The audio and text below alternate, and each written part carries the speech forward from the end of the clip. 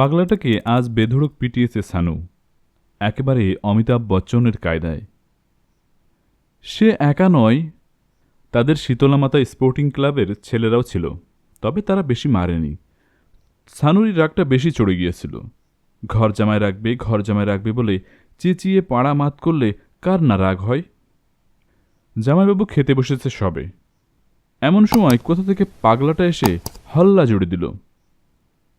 তার বাবা ঘর জামাই ছিল বলে একটু চাপা কানাকানি হাসি মশকরা বরাবরই শুনে আসছে সানু। আজকের বাড়াবাড়িটা তাই সহ্য হয়নি, কিন্তু মারটা একটু বেশি হয়ে গেছে। নাক দিয়ে ঝরঝর করে রক্ত পড়ছিল, একটা চোখ কালশিটে পড়ে বুজে গেছে, কাকালু জোরে লেগেছে, কোকাতে কোকাতে অজ্ঞানের মতো হয়ে গিয়েছিল। খাওয়া ফেলে গোবিন্দ এসে জাপটে ধরল তাকে। করছোটা কি? মেরে ফেলবে নাকি? ছানু তখনও রাগে ফুঁসছে। কত বড় সাহস দেখলেন, বাবাকে অপমান! গোবিন্দ ঠান্ডা গলায় বলল, নিজেদের ঘাড়ে নিচ্ছ কেন? পাগলটা কত কিছু করে, তার কি কিছু ঠিক আছে? এ যে খুব খারাপ অবস্থা। ক্লাবের ছেলেরাই দৌড়ে জল নিয়ে এলো। বহুক্ষণ জলের ঝাপটাতেও কাজ হলো না। গোবিন্দ গম্ভীর মুখ করে বলল, ভিক্ষে করে খাই, কখনো তাও জোটে না। ওর কি এত মার খাওয়ার মতো ক্ষমতা আছে শরীরে? দেখছো না কেমন হাড় বের করার চেহারা, দুর্বল। ছানু একটু ভয় খেয়ে গিয়েছিল তখন, যদি মরে যায় তাহলে কি হবে। সে একটু কাঁপা গলায় বলল, ওরকম না করলে কি মারতুম? গোবিন্দ শালার দিকে কঠিন চোখে চেয়ে বলল, পাগল আর দুর্বল বলেই মারতে পেরেছ, নইলে কি পারতে? গোবিন্দ গিয়ে পকেট থেকে সিগারেট বের করে ধরিয়ে কৃষ্ণকান্তের নাকে অনেকক্ষণ ধোয়া দিল। কাজ হল না। পাগলটা বড্ড টানা মারছে শরীরটাতে, খিচুনির মতো। এ গায়ে ডাক্তার নেই? গিরির না কে একজন ছিল না?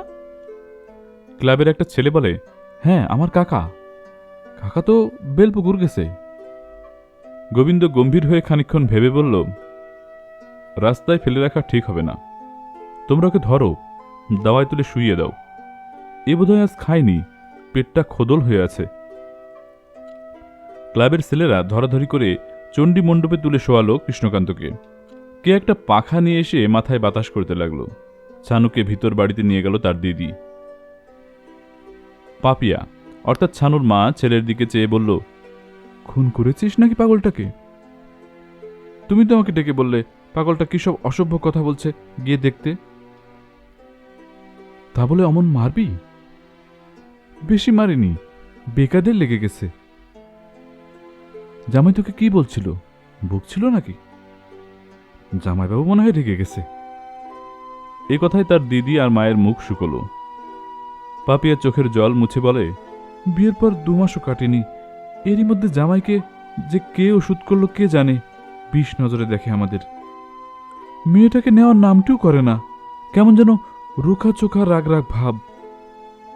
7 বার খবর পাঠিয়ে আনিয়েছি এ নিয়ে কথা বলবো বলে, দিলি সব ভণ্ডুল করে। জামাই আরও রেগে রইল। এখন কি হবে? কি হবে তা ছানু কি জানে, তবে গোবিন্দ যে তাদের বিশেষ পছন্দ করে না এটা সে টের পায়, কিন্তু মাথা ঘামায় না। সংসারের সম্পর্ক টম্পর্ক নিয়ে মাথা ঘামাতে তার ভালো লাগে না। পাপিয়া চোখের জল মুছে বলে, সব অশান্তির মূলে ওই লোকটা, লোভী, স্বার্থপর, অন্ধ। বিয়ের পরপরই আমি পই পই করে বলেছিলাম, ওগো বাবার সম্পত্তি আঁকড়ে পড়ে থেকো না, নিজের পায়ে দাঁড়াও, চলো আমরা অন্য কোথাও চলে যাই।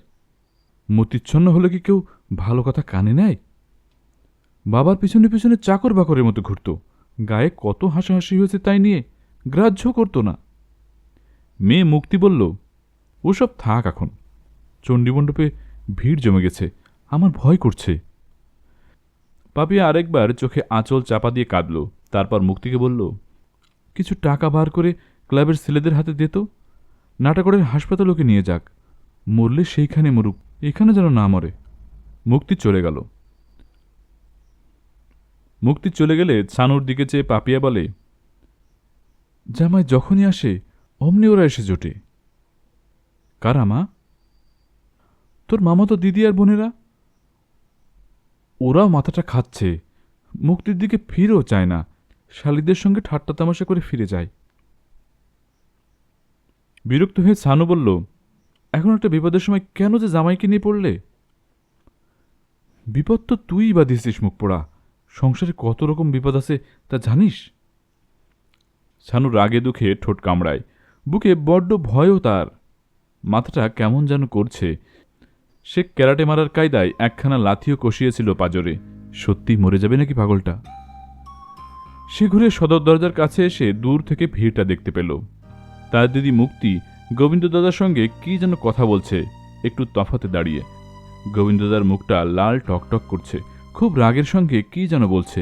মুক্তি বোধহয় কাঁদছে, বারবার আঁচল তুলছে চোখে। আজ বাজারে একটা সিনেমা দেখানো হবে, শিবা। দারুণ ঝাড়পিটের ছবি। ফিল্মটা দেখবে বলে কতদিন ধরে সানিয়ে রেখেছিল সানু। অবস্থা যা দেখছে তাতে ফিল্ম দেখা লাটে উঠল। এ একটা অদ্ভুত ব্যাপার। পাগলটার জন্য দরদ উতলে উঠবে সবার। অথচ লোকটা যে খেয়ে না খেয়ে ধুকতে ধুকতে রোজ মরতে মরতে বেঁচেছিল, তখন দরদটা কোথায় ছিল? যে কোনো দিন বাঁকা নদীর পোলের ওপর থেকেও তো পড়ে মরতে পারত। রোজ রেলিংয়ের ওপরে উঠে এমুড়া থেকে ওমুড়া পায়চারি করে।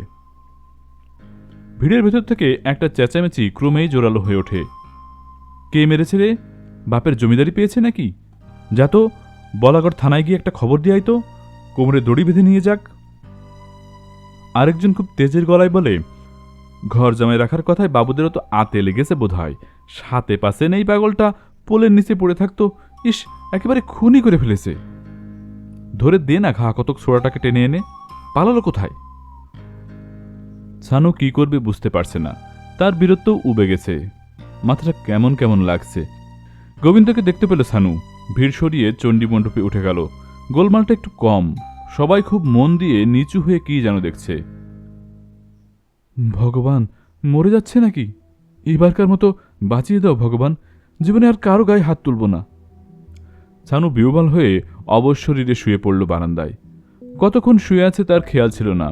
হঠাৎ দেখতে পেল তার দিদি মুক্তি এক গ্লাস গরম দুধ আঁচলে ধরে নিয়ে যাচ্ছে দ্রুত পায়ে। চোখ মেলেছে, চোখ মেলেছে, চিৎকার উঠল একটা। ভগবান বলে কেঁদে ফেলল ছানু। পাঁচশিকে মানত করে ফেলে শীতলা মায়ের কাছে। একটা শোরগোল উঠল চণ্ডীমণ্ডপে। কেষ্টপাগল উঠে বসেছে। দুধ খাওয়ানো হচ্ছে তাকে। একরকম জড়িয়ে ধরে আছে তাকে গোবিন্দ, দুধ খাওয়াচ্ছে। মার মুখো ভিড়টাকে শেষ অবধি সামলে নিল গোবিন্দই। উঠে দাঁড়িয়ে জোরালো গলায় ধমকের সুরে বলল, যে যার বাড়ি যান, এখানে ভিড় করে লাভ নেই। কৃষ্ণকান্তর দায়িত্ব আমি নিচ্ছি। এখন হাওয়া বাতাস খেলতে দিন। ভিড়টা পাতলা হতে লাগল। শেষ অবধি রইল গোবিন্দ, মুক্তি আর ক্লাবের দুটো ছেলে, যারা ছন্নুর বন্ধু। গোবিন্দ হাতছানি দিয়ে ডাকল ছানুকে। ছানু দুর্বল পায়ে গিয়ে দাঁড়ালো চণ্ডী মণ্ডপের কাঁচটিতে। কখন একটা শতরঞ্জি পেতে বালিশে শোয়ানো হয়েছে কৃষ্ণকান্তকে। চোখ মিটমিট করছে, ঠোঁটে একটু ভ্যাবলাকান্ত হাসি। পাগল বলে কথা, সে কি আর মারধর অপমানের কথা মনে রাখে? গোবিন্দ সানুর দিকে চেয়ে বলে, কেসটা খুব খারাপ করে ফেলেছিলে। সানু শুকনো গলায় বলে, আর হবে না। খুব ভয় পেয়েছ না? সানু চুপ করে থাকে। আর ভয়ের কিছু নেই। কৃষ্ণকান্ত মনে হচ্ছে টিকে যাবে। গায়ের লোক বলা বলি করছিল ও নাকি আগে ওই চণ্ডীমণ্ডপেই থাকত। মুক্তি বলে, হ্যাঁ, নোংরা করে রাখে বলে বাবা তাড়িয়ে দিয়েছে। তোমাদের চণ্ডীমণ্ডপ, তোমরা যা ভালো বোঝো করেছ, কিন্তু লোকে ব্যাপারটা ভালো চোখে দেখেনি। হরপ্রসন্নবাবু নিজেই থাকতে দিয়েছিলেন ওকে। একধারে পড়ে থাকত, কি এমন ক্ষতি হচ্ছিল তাতে? তার দিদি মুক্তির সঙ্গে জামাইবাবু গোবিন্দর যে তেমন বনিবনা হচ্ছে না, এটা ছানুও জানে। তার দিদি বোধহয় একথার জবাবে একটা বাঁকা কথা বলে বসত। সম্পর্কটা এভাবেই খাট্টা হয়ে যায়। সানু ছলছল চোখে বলল, না, ক্ষতি কিসের? আমি বাবাকে রাজি করিয়ে ওকে রেখে দেব। দেখো চেষ্টা করে। হরপ্রসন্নবাবুর মায়াদয়ার শরীর ছিল, অনেকের আশ্রয়দাতা ছিলেন। লোকে সে কথা এখনো বলে। এতক্ষণ ছেলে দুটো কোনো কথা বলেনি। এবার তাদের একজন বলল, পোলের নিচেও তো দুপাশ খোলা, ঝড়া জলে ভেজে। প্রাণেশ বলল, রেলিংয়ের উপরে উঠে রোজ হাঁটে, কবে যে পড়ে মরবে। গোবিন্দ একটু গম্ভীর চিন্তান্বিত মুখে বলে, হরপ্রসন্নবাবুর বিষয়বুদ্ধি ছিল, মহত্ব ছিল। তার বিষয়বুদ্ধিটুকু শুধু নিলাম, মহত্বটা নিলাম না, এটা ভালো নয়। খোঁচাটা কাকে তার টের পেল ছানু। কান একটু গরম হলো। মুক্তি বলল, এভাবে বলছো কেন? দাদু দাদুর মতো ছিল, তা বলে সবাই কি তার মতো হবে নাকি? সেই কথাই তো বলছি, সবাই কি আর ওরকম হয়? অনেকে শাঁসালো শ্বশুর পেয়ে মা বাপকে আস্থা করে ফেলে দিয়ে আসে। যাকগে, একে একটু দেখো। আমার ফেরার বাসের সময় হয়েছে, আমি উঠব। মুক্তির মুখ রাগে অভিমানে ফেটে পড়ছে। গোবিন্দকে খবর দিয়ে না আনলে সেও আসতে চায় না। এলো রাতে থাকে না।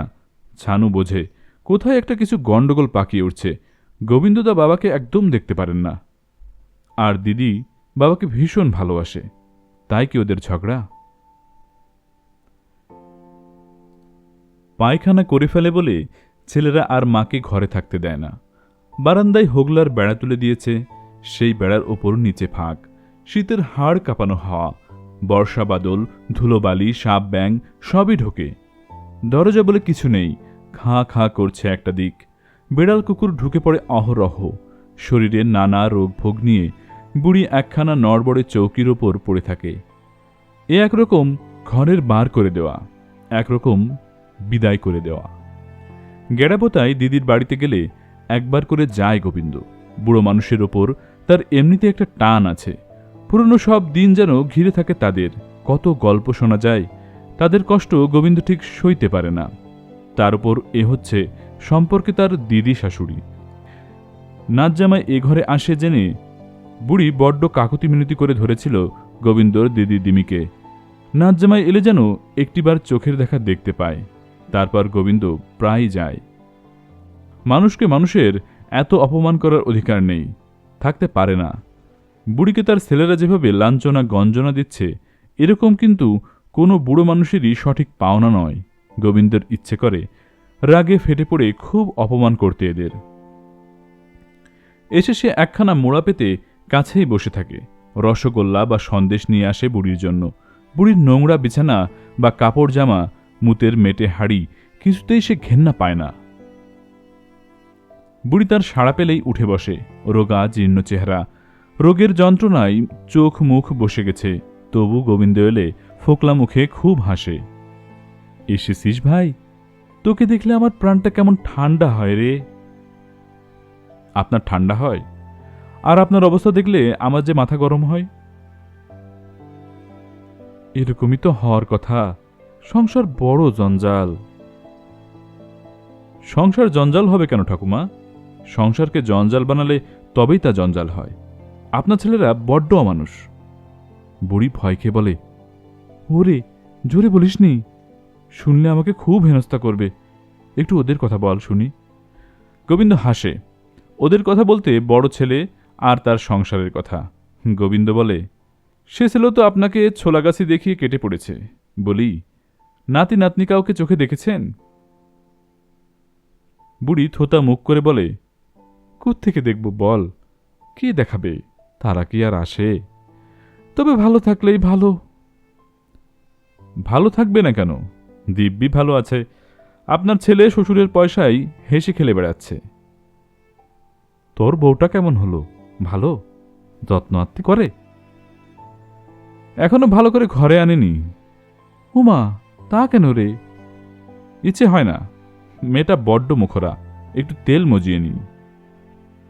ত্যাগ দিবি না তো? গোবিন্দ হাসে। বিয়ে করার ইচ্ছে ছিল না আমার। বিয়ে করলেই নানা রকম ভজঘট্ট পাকিয়ে ওঠে। আপনার নাতনিও সোজা নয়। বিয়ের রাত্রে আমাকে পরামর্শ দিয়েছিল আলাদা বাসা করে থাকতে। সেই যে পিত্তি জ্বলে গেল, আর ঠান্ডাই হলো না। তোর কিন্তু বড্ড রাগ ভাই। আমার নাতনিটাকে এনে একবার দেখাবি আমায়। তাকে আমি তো দেখিনি কখনো। বড্ড দেখতে ইচ্ছে করে। কবে মরে যাব, একবার মুখখানা দেখে যাই। কেমন চেহারা রে, বাপের মতো মুখ পেয়েছে? হ্যাঁ। তাহলে দেখতে তো ভালোই হবে। তোর পছন্দ তো? চেহারা খারাপ নয়। আপনি তো তাদের কথা শুনতে চান, কিন্তু তারা কখনো আপনার কথা ভুলেও মুখে আনে না। এটাই কি সংসারের নিয়ম? বুড়ি একটা দীর্ঘশ্বাস ফেলে বলে, শুনেছি বিষ্ণু নাকি এ বাড়িতে খুব কষ্ট ছিল বলে তার রাগ আছে। বিয়ে করে বিদায় হওয়ার জন্য বড্ড অস্থির হয়েছিল। তা সে তার ছেলেপুলে নিয়ে সুখে স্বাচ্ছন্দ্যে থাকলেই হলো। এই বুড়ো বয়সে এই কথাটাই কেবল মনে হয়, যে কটা দিন আছি যেন শোক তাপ পেতে না হয় আর। ওইটাই ভয়ের ব্যাপার, বুঝলি। ছেলেপুলে নাতি নাতনি যখন অনেকগুলো হয়ে যায় তখনই ভয় হয়, কোনটা পড়ল কোনটা মরল, বড় জ্বালা। বুঝেছি ঠাকুমা। আর একটা হয়, সবাইকে খুব দেখতে ইচ্ছে করে। বিষ্টুর তো 2 ছেলেও আছে, তারা কেমন? আর 5টা ছেলের মতোই। এই পোড়া চোখে তো আর দেখতে পাবো না তাদের, তোর চোখ দিয়ে যেন দেখতে পাচ্ছি। এত মায়া কেন ঠাকুমা বলতো? এত মায়া থাকলে যে শরীর ছাড়তে কষ্ট হবে। বুড়ি একটু কেঁপে ওঠে। শরীর কি আর ছাড়তে চায় রে? এত কষ্ট, তবু শরীর ধরে পড়ে আসি। পাপের মন তো, তাই সহজে মরতে দেয় না ভগবান। আরও অনেক ভোগাবে, তবেই মারবে। গোবিন্দ বসে বসে বুড়ির ঘরখানা দেখে। আদপেই ঘরই নয়, একটা আবরু মাত্র। রাতের বেলায় ছেলেরা ঘরে দৌড় দিয়ে শোয়, বুড়ি বাইরে বেওয়ারিশ পড়ে থাকে। মানুষ যে কি করে এত হৃদয়হীন হয়। শ্বশুরবাড়ি থেকে পরপর শাশুড়ির চিঠি এলো। কুসুমপুর থেকে যারা নাটা করে আসে তাদের হাত দিয়েই চিঠি পাঠায় শাশুড়ি। একটাই বয়ান, মেয়েকে কবে ঘরে নেবে গোবিন্দ। সংসারে মন দিতে আর ইচ্ছেই হয় না গোবিন্দর। সংসার বড় নিমখারাম জায়গা, তার উপর ওই বাপেরই মতো মেয়ে, তার আর কতটুকু মায়া দয়া হবে। তার চেয়ে একাবোকা বেশ আছে সে। তার বাড়ির লোক বউ আনার জন্য খুব গঞ্জনা দেয়, বিশেষ করে মা। তবে সে মাথা পাতে না, গড়িমসি করে। গত সপ্তাহেও গেড়াপোতা গিয়ে বুড়িকে দেখে এসেছে গোবিন্দ। মনে হয়েছে আর বেশি দিন নেই।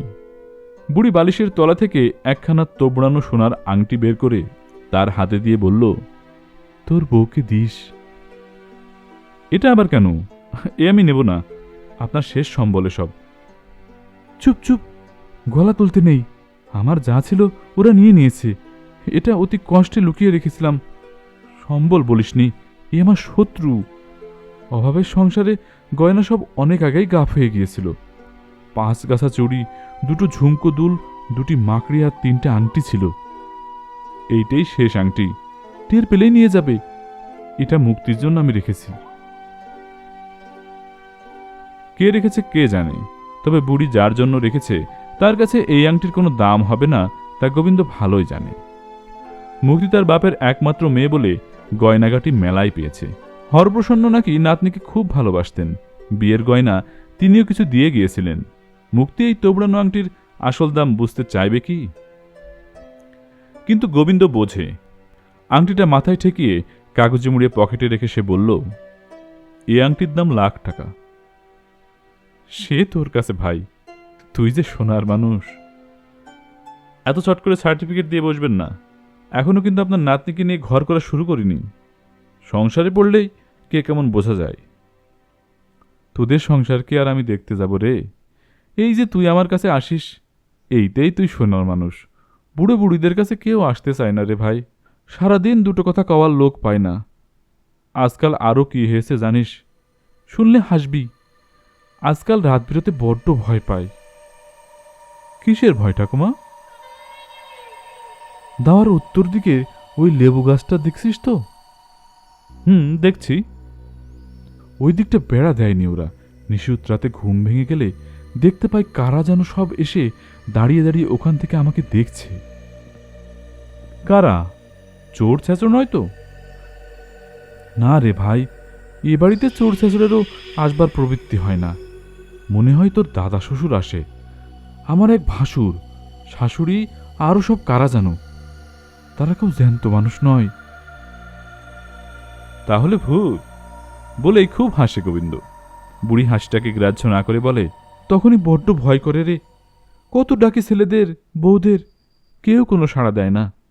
হাতে পায়ে ধরে বলেছি, ওরে ওই দিকটা একটা বেড়া দিয়ে একটা ঝাঁপের দরজা করে দে, তাও কেউ গ্রাহ্য করে না। ঠাকুমা, আমি যদি ভালো করে বেড়া দিয়ে ঘরখানা বেঁধে দিই তাহলে কি হয়? কি জানি ভাই, তাতে বোধহয় আমার ছেলেদের হাতে লাগবে। তোকে কিছু বলবে না, কিন্তু আমাকে দিনরাত ঝাপা ঝাপা করবে। কাজ কি তোর ওসব করতে যাওয়ার? মাঝে মাঝে যে এসে দেখে যাস, সেই আমার ঢের। এখন একটা মানুষ এসে দুদণ্ড কাছে বসলে এত ভালো লাগে যে মনে হয় আর কিছু চাই না। কেউ যে আসে না, তাতেও দোষ দিই না কাউকে। হেগে মুতে ফেলেছি, ঘরে নোংরা পড়ে থাকে, ঘেন্নায় আসে না। হ্যাঁ রে, তোরও ঘেন্না করে, তাই না? গোবিন্দ মাথা নেড়ে হেসে বলে, আমার ওসব ঘেন্নাপাতির বালাই নেই। আমার এক কাকার পেটে ক্যান্সার হয়েছিল। বাঁচের দ্বার বন্ধ করে ডাক্তাররা পেটের বাঁ পাশে একটা কৌটো লাগিয়ে দিয়েছিল। তাইতেই মল জমা হতো। নিজে হাতে সেসব পরিষ্কার করেছি। রোগীর সেবায় আমার খুব অভ্যাস আছে। আমাদের বাড়িতে কারো অসুখ বিসুখ হলে আমিই সব করি। তবে কেন রে তুই সোনার ছেলে নস বল? তোকে দেখলেই যে বুকটা জুড়িয়ে যায় আমার। রোগীর সেবা তো নার্সরাও করে, তারাও কি সব সোনার মেয়ে? ওটা কথা নয়, আমার ঘেন্নার ধারটাই নেই। একটু কাছে আয়, তোর মাথায় হাত দিয়ে একটু আশীর্বাদ করি।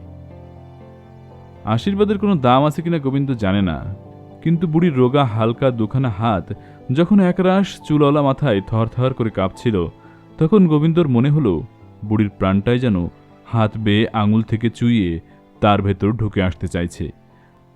আশীর্বাদের যদি কোনো অর্থ হয়, তবে এর চেয়ে বেশি আর কি হবে? সেই তোবড়ানো আংটিটা নিয়ে এসেছিল আজ গোবিন্দ। মুক্তি সেটা হাতে নিয়ে খুশি হল না, কিন্তু অবাক হল। এটা কিসের? তোমার ঠাকুরমা দিয়েছে, আশীর্বাদ। হঠাৎ এটা দেওয়ার মানে কি? মানে কিছু নেই। আশীর্বাদে যদি কিছু মানে থাকে, তবে এরও মানে আছে।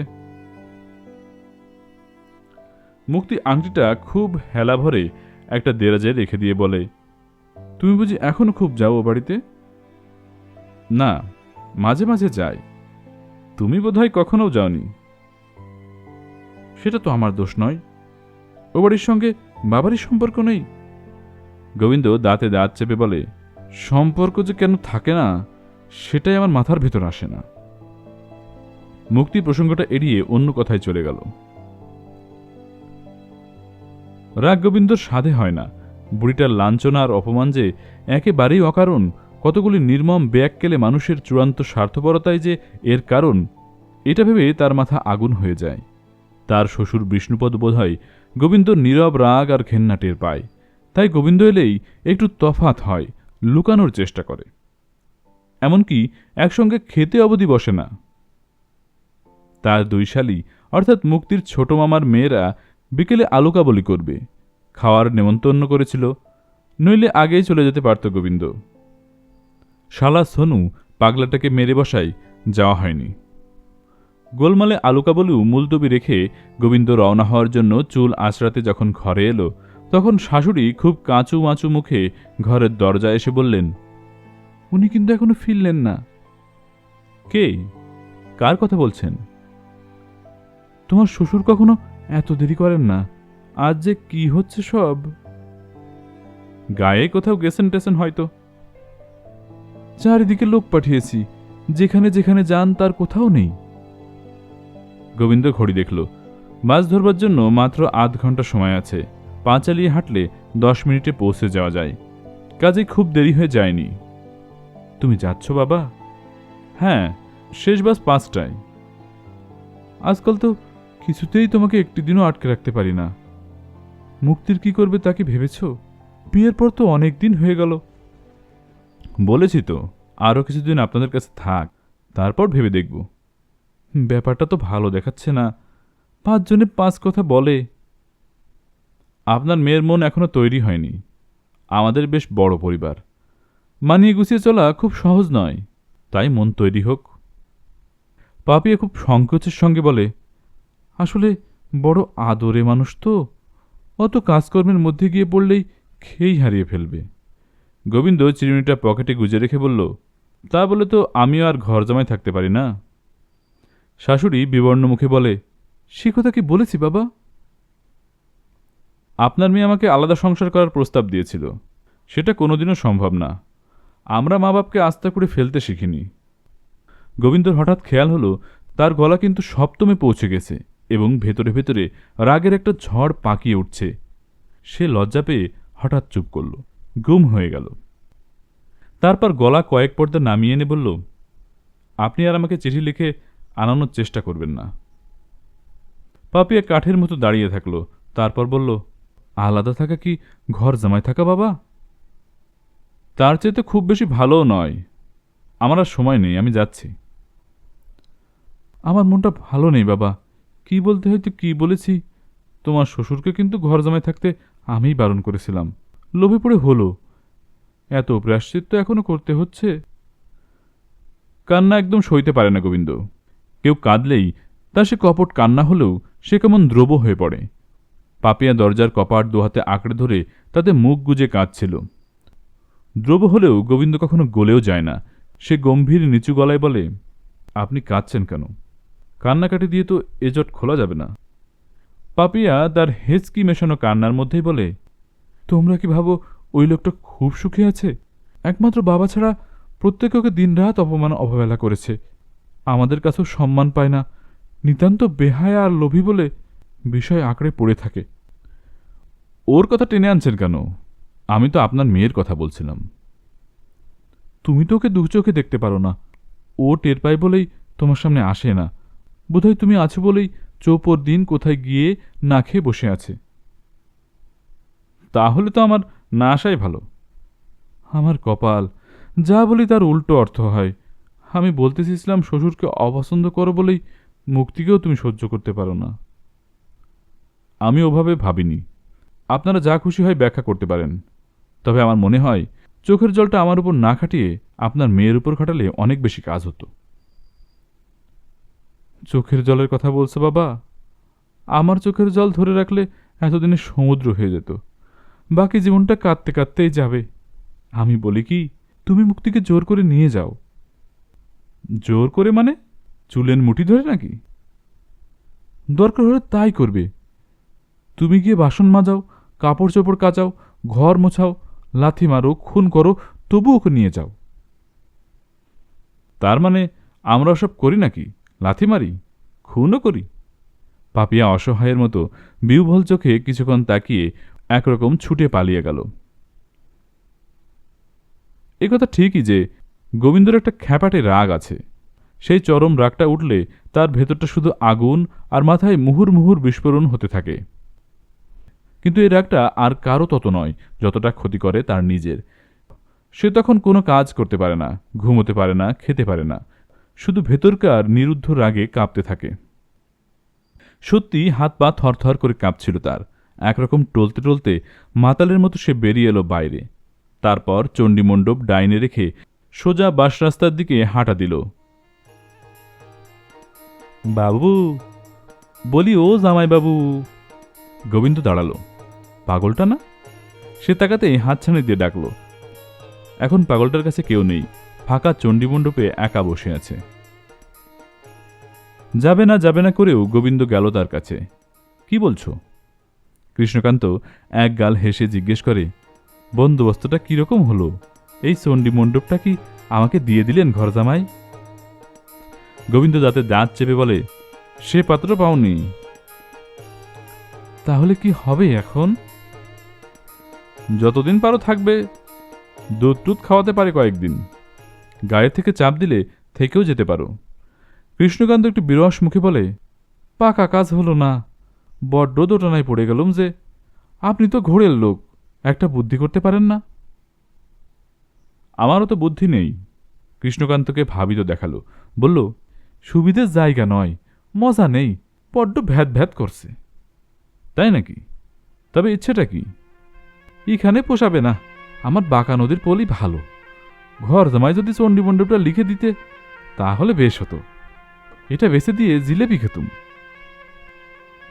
গোবিন্দ একটু ম্লান হেসে বলে, চলি হে, আমার আর সময় নেই।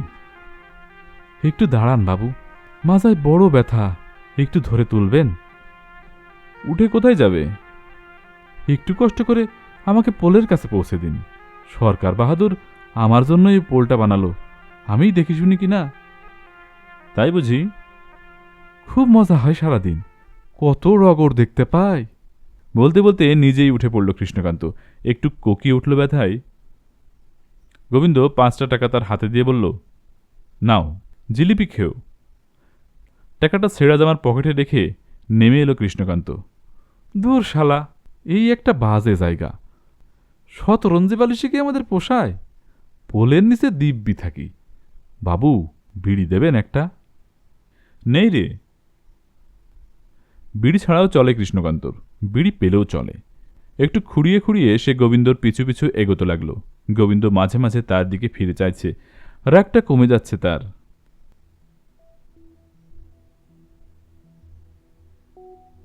ও কি আমার গু বৌমা? আপনার নয়তো আবার কার? বাড়িটা যে নরক বানিয়ে ফেলেছেন, এখন কি এসব পরিষ্কার করে বলুন তো? হাঁটতে তো একটু একটু পারেন, আর উঠোনটুকু পেরোলেই তো পায়খানা। শয়তানি বুদ্ধি থাকলে কি আর কষ্ট করে যায়, তাই না? বুড়ি খুব দুশ্চিন্তা মুখে নিয়ে বলে, এ তো মনে হয় বিড়ালটার কাণ্ড বৌমা। বিড়ালের আর খেয়ে দে কাজ নেই, আপনার ঘরে হাঁকতে আসে। লোক ডেকে পরিষ্কার করাতে পয়সা লাগে বুঝলেন? ঘর ভরা তো আর দাসী চাকর নেই। সি সি। বুড়ি আজকাল বড় ভয় পায়। সারাটা দিন মনে শুধু ভয় আর ভয়। কখন বয়সের দোষে কোন অকাজটা করে ফেলে তার ঠিক কি। এরা কেউ ছাড়বার পাত্রপাত্রী নয়, বাইককে একেবারে পুড়িয়ে দেয়। বড় নাতনি নাচুনি এসে মাটির হাড়ির ভাঙা দুটো চারা আর এক খাবলা ছাই দরজার পাশে রেখে বলল, ও ঠাকুমা, গুটা তুলে পেছনের কচু বনে ফেলে দিয়ে এসো। বুড়ি নাতনির দিকে চেয়ে বলল, এই যে যাই। উঠোনে দাঁড়িয়ে বড় বউ পুতুল পাড়া জানান দিয়ে চেঁচাচ্ছে। 3 কাল গিয়ে 1 কালে ঠেকেছে। তবু কি নোলা বাবা, এটা দাও সেটা দাও, গুচ্ছের খাবে আর ঘরদোর নোংরা করবে। সামলাতে যখন পারো না তখন খাওয়া কেন বাবু? কাল এই 1 কাড়ি কলমি শাক গিলল, তখনই বুঝেছিলাম ঠিক পেট ছাড়বে। বুড়ি মন দিয়ে শুনছিল। গতকাল কলমি শাকই খেয়েছিল বটে, কিন্তু বুড়ির গলায় তত জোর নেই যে পাল্টা চেঁচিয়ে সবাইকে জানাবে কলমি শাক ছাড়া আর কোনো পদই তাকে দেওয়া হয়নি। নাচুনি চাপা গলায় বলে, তাড়াতাড়ি করো ঠাকুমা, দেরি করলে আরো বকবে। এই যে যাই। মাথাটা আজ বসে নেই, কেমন যেন পাক খাচ্ছে। শরীর কিছুতেই খাড়া হতে চায় না। বুড়ি চৌকি থেকে নেমে নোংরাটার সামনেই উবু হয়ে বসল। তারপর নাতনির দিকে চেয়ে বলে, এটা বিড়ালের কাণ্ড নয়, তুই বলতো। বিড়ালগুলোরে ঘরে ঢুকতে দাও কেন? ঢুকবে না কেন বাবা? কোন আগল দিয়ে আটকাবো? এ যে খোলা ঘর। বুড়ি নোংরাটা চেয়েছে মাটির সরাই তুলল। কচু বনটা যে কত দূর মনে হয়। খিলধর হাঁটু আর টলমলে মাথা নিয়ে অত দূর যাওয়া মনে হয় তেপান্তর পার হওয়া। মেলা পাপ জমেছে বাবা, পাপের পাহাড়, সব ক্ষয় করে যেতে হবে তো। উঠোন পেরিয়ে পুকুরের ধারে সেই কচুবন যেন এক অফুরান মরুভূমি। বয়সকালে বুড়ি এই উঠোনেই উদুখোলে সর্ষে গুঁড়ো করত, ঢেকি ঘরে পাড় দিত, পাজা পাজা বাসন মেজে নিয়ে আসত ঘাট থেকে। সেই শরীরই তো এইটে, সেই উঠোন। কিন্তু আজ আর বনিবনা নেই কারো। শরীরের সঙ্গে না, উঠোনের সঙ্গে না, কচুবনের সঙ্গেও না। ঢেকি ঘর উঠে গেছে, উদুখল বিদায়ী হয়েছে, ঘর বাড়িতে ধরেছে ক্ষয়। 2 বউয়ের 3 সংসার, তারা পালা করে পোষে।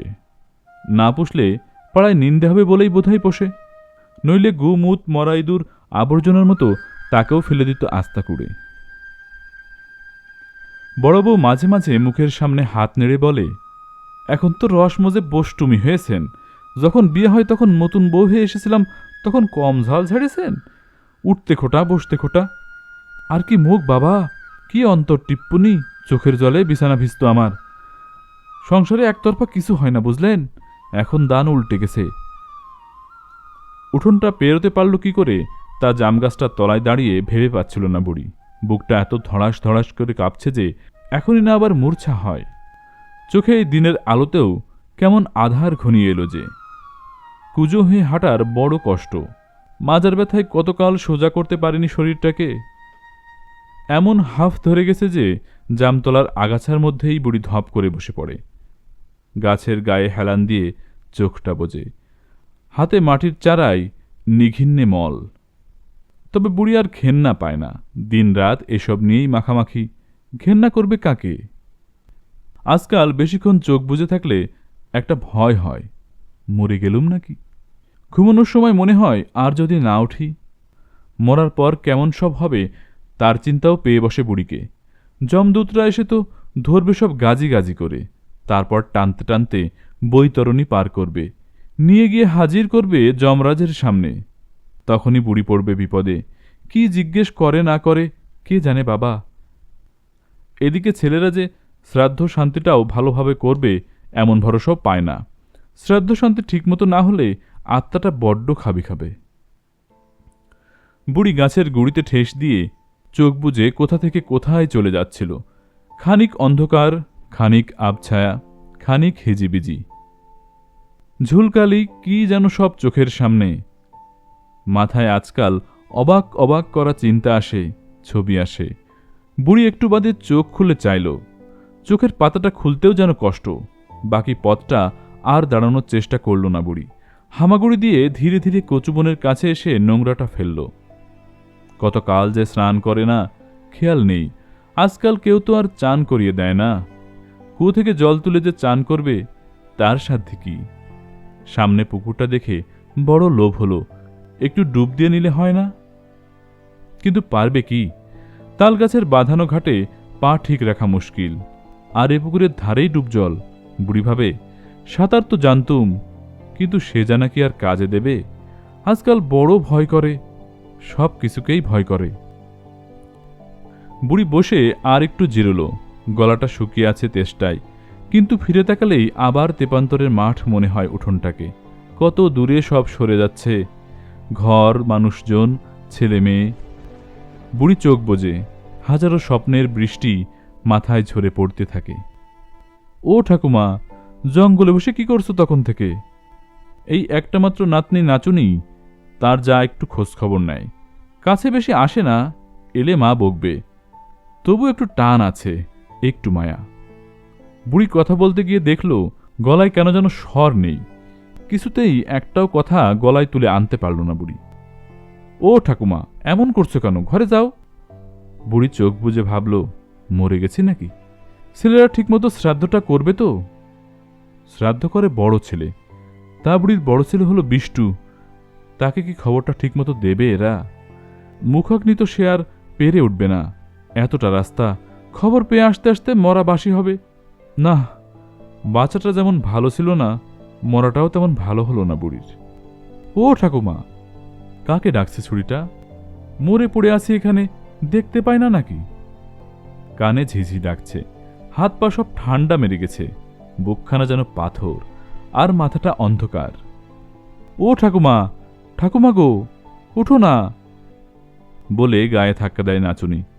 বুড়ি দেখল না, এখনো মরেনি সে। ধাক্কা খেয়ে গড়িয়ে পড়ে যাচ্ছিল।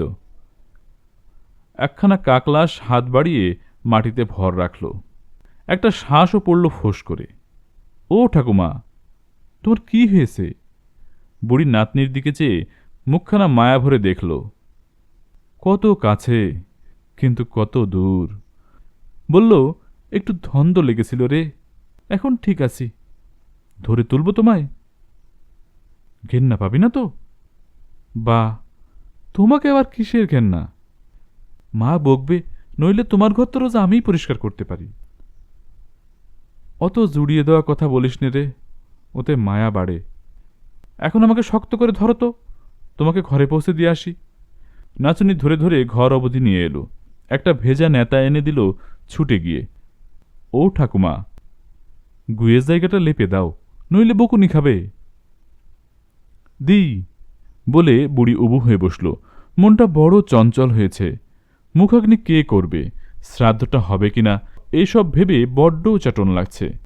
বিষ্টু যদি সময় মতো খবরটা না পায় তাহলে কি হবে? এদের মোটে গানে যে। উঠোনের রোদে বাচ্চারা খেলছে, তারই মধ্যে কে একজন চটি ফটফটিয়ে উঠে এলো দাওয়ায়, বুড়ির মেজ ছেলে কৃষ্ণপদ। আজও ঘরে হেগে ফেলেছে শুনলাম। বুড়ি সব হয়ে চেয়ে থাকে ছেলের দিকে। ওদের মুখ চোখের চেহারা মোটেই ভালো নয়, কেমন যেন রাগ রাগ ভাব। কখন যে বকাঝকা করবে তার কোনো ঠিকও নেই। না বাবা, সে একটা বিড়ালের কাণ্ড। কৃষ্ণপদ মহা বিরক্ত গলায় বলে, এ বাড়িতে বাস করাই যে কঠিন করে তুললে, এরকম হলে তো মুশকিল দেখছি। বুড়ির বুক গুড়গুড় করতে থাকে, কি বলবে তা ভেবে পায় না।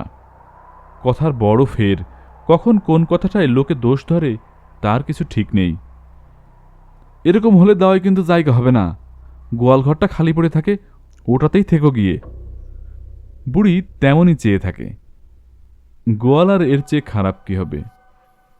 বুড়ি মাথা হেলিয়ে সম্মতি জানালো। কৃষ্ণপদ ঘরে গেল। বুড়ি বিছানায় উঠে একখানা কাঁথা টেনে গায়ে দিয়ে বসল।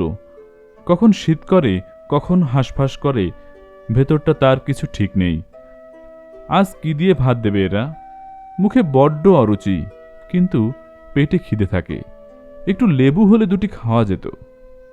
বিড়ালটা ঘরে এসে একখানা ডন দিয়ে লাফিয়ে বিছানায় উঠল। রোজই ওঠে, তাড়ালেও যায় না।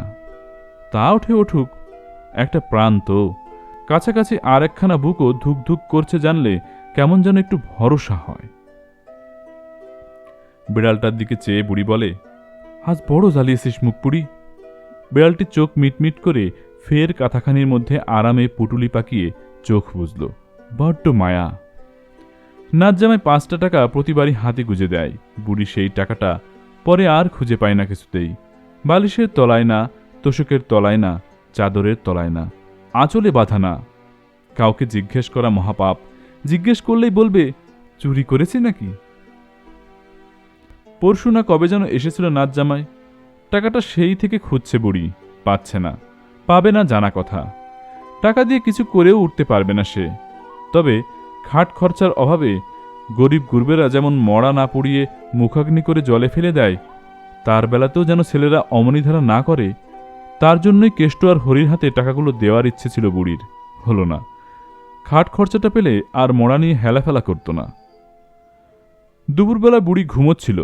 নাচুনি এসে চাপা গলায় ডাকল, ঠাকুমা, ও ঠাকুমা। কে রে? তোমাকে গোয়াল ঘরে পার করবে বলে গোয়াল পরিষ্কার হচ্ছে যে, রাখাল ছেলেটা ঝাটপাট দিচ্ছে। বুড়ি নাতনির দিকে চায়। তোর কি তাতে কষ্ট হবে রে ভাই? গোয়ালে তুমি একা থাকতে পারবে? ভয় করবে না? যেখানে ফেলে রাখবে সেখানেই পড়ে থাকবো মা, আর কদিনই বা। কিন্তু তোর কি মনে কষ্ট হবে তাতে? বল না। কষ্ট হবে না? গোয়াল ঘর সেই কত দূরে, রান্নাঘরের পিছনে। ওখানে আম গাছটাই ভূত থাকে যে। কত ভূত এ বাড়িতে, আমি রোজ দেখি। বলো কি গো? ওই লেবুতলায় রোজ নিশুত রাতে ভূত আসে। তোর দাদু, জ্যাঠা দাদু, আরও কত। উম্মা গো, ভয় পাসনি? ভয়ের কি? যখন বুড়ো হবি তখন দেখবি তুই ভূতের দলেরই হয়ে গেছিস। গোয়াল ঘরে কিন্তু কাকড়া বিছে আছে, আর মশা। সে জানি, আমাকে কম হোল দিয়েছে বিছে। তখন একটা গরু ছিল, রোজ পরিষ্কার করতে যেতুম তো। বড় কাকার সঙ্গে বাবার খুব ঝগড়া হলো দুপুরে খাওয়ার সময়। বাবা গোয়াল ঘরের টিন আর খুঁটি বিক্রি করবে বলে ঠিক করে রেখেছিল। তুমি থাকলে তো আর হবে না, তাই রেগে গেছে। তাই বুঝি? কোন ভাবে যে রাখবে আমাকে তার ঠিক পাচ্ছে না। এই বাড়ি আমার শ্বশুরদের 3-4 পুরুষের ভিটে। এখনো নিষিদ্ধ রাতে তারাই আসে। দেখে যায় আমার কেমন হেনস্থা হচ্ছে। তোমার কান্না পাচ্ছে না ঠাকুমা? কান্না? না, আজকাল আর কেন কান্না আসে না বলতো? চোখে এক ফোঁটা জল নেই, শুধু কেবল সারাদিন ভয় ভয় করে, কেবল ভয়। আগে তো কত কাঁদতুম, চোখে কত জল ছিল তখন।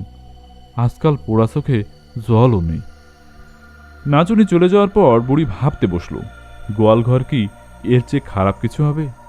না বাবা, গোয়ালঘরই তো ভালো মনে হচ্ছে। অন্তত একটু চোখের আড়াল হয়ে থাকতে পারবে। বেড়াগুলো এতদিনই বুঝি আর আস্ত নেই, চালের টিনেও ফুটো ছিল। তা হোক বাবা, বাক্যের বিষ যদি তাতে কিছু কমে। গোয়ালের কথা ভাবতে ভাবতেই বেলাটা গেল আজ। নিশুত রাতে রোজই ঘুম ভাঙে, আজও বুড়ি উঠে বসল। মেটে হাড়িতে পেচ্ছাপ করতে বসে খোলা জানালাটার দিকে চোখ গেল, লেবু তলাটার দিকে। বুকটা কেঁপে উঠল হঠাৎ। ভুল দেখছে নাকি? লেবুতলা থেকে একটা ছায়ামূর্তি যে উঠে এলো বারান্দায়, এদিকে আসছে। বুড়ি বুঝল এবার ডাক এসে গেছে, ওই নিতে এসে গেছে তাকে। বুড়ি কাপা গলায় বলে উঠল, খাবি বাবা যমদূত, খাবি আমায়? দাঁড়া বাবা, এরা সব কি করতে কি করবে তার ঠিক নেই। ও হরি, ও কেষ্ট, তোরা একটু বিষ্টুকে খবর পাঠাবি তো? মুখাগ্নি না হলে যে আত্মা বড় কষ্ট পায়। শ্রাদ্ধ তো সে ছাড়া কেউ করাতে পারবে না। বলি, ও হরি। মা। এ ডাক গত 100 বছরেও যেন শুনতে পায়নি বুড়ি। খানিক হাঁ করে থেকে বলে, ভুল হয়নি তো বাবা? মা বলে ডাকছো? মা, আমি বিষ্টু। আবার বোধহয় স্বপ্নই দেখছে। আজকাল হিজিবিজি কত কি দেখে। কে বললি? সত্যিই বিষ্টু তো? হ্যাঁ মা।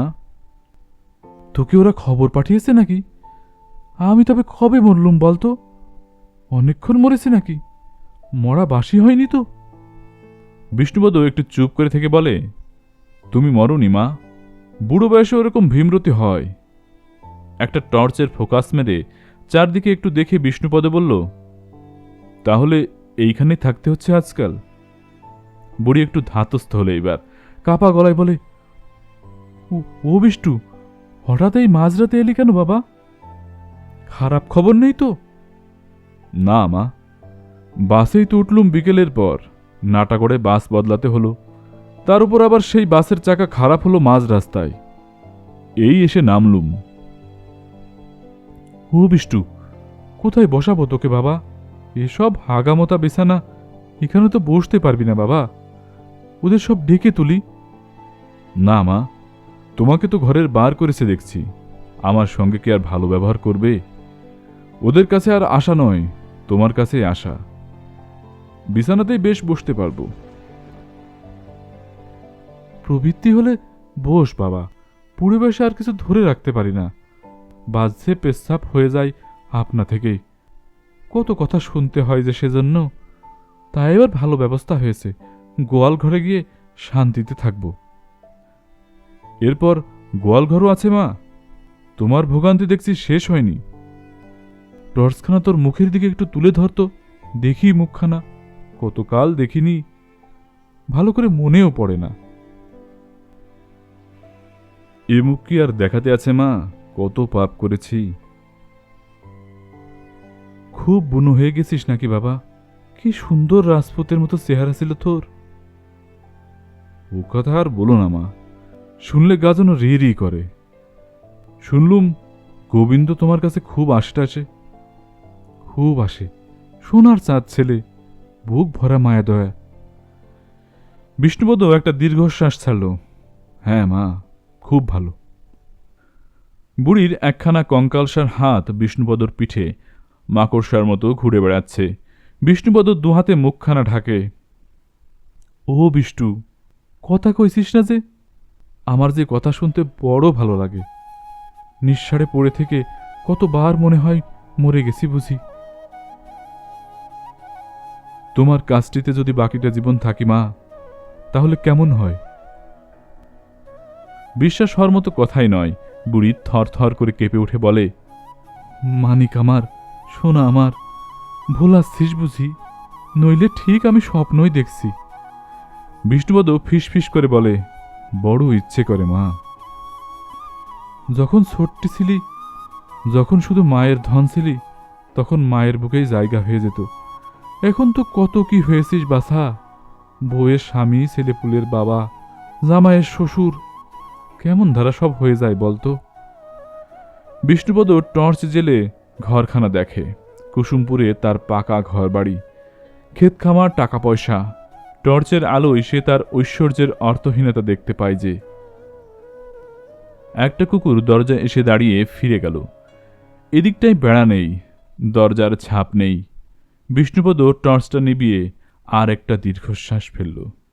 মা, তুমি শুয়ে পড়ো, আমি কাজটিতে বসে থাকি। ঘুম কি আসে বাবা? কতবার ঘুম ভেঙে উঠে দেখি ওই লেবু ঝোপের দিকটায় নিশুত রাতে তোর বাবা আসে, জ্যাঠা আসে, আরও কারা সব আসে জানো। ও বিষ্টু, একটু মা বলে ডাকতো। মা, মাগো, এবার শুয়ে একটু ঘুমো। তুই কি করবি? কিছু খাসনি তো? খিদে পাইনি? না মা, বাস থেকে নেমে হোটেলে খেয়ে নিয়েছি নাটাগড়ে। তুমি এবার ঘুমো। পালাবি না তো ঘুমোলে? ও বিষ্টু। পালাবো না। আজ বড় ঘুম জড়িয়ে আসে কেন চোখে? বুড়ি ভালো করে বালিশে মাথা না রাখতেই রাজ্যের ঘুম নেমে আসে চোখে। শরীরটা মুড়ে একটুখানি হয়ে বুড়ি আজ ঘুমোই। বুকটা ঠান্ডা লাগে। বিষ্টু এসে গেছে। বুড়ি তবে মুখাগ্নি হবে, শ্রাদ্ধ হবে। যমরাজের কাছে গিয়ে আর হেনস্থা হতে হবে না। বিষ্ণুপদ টর্চ জেলে দেখতে পেল তার মায়ের মুখে ব্যথা বেদনার অনেক আঁকিবুকি, গভীর সব রেখা, তবু ঠোঁটে একখানা কি সুন্দর ফোকলা হাসি ফুটে আছে।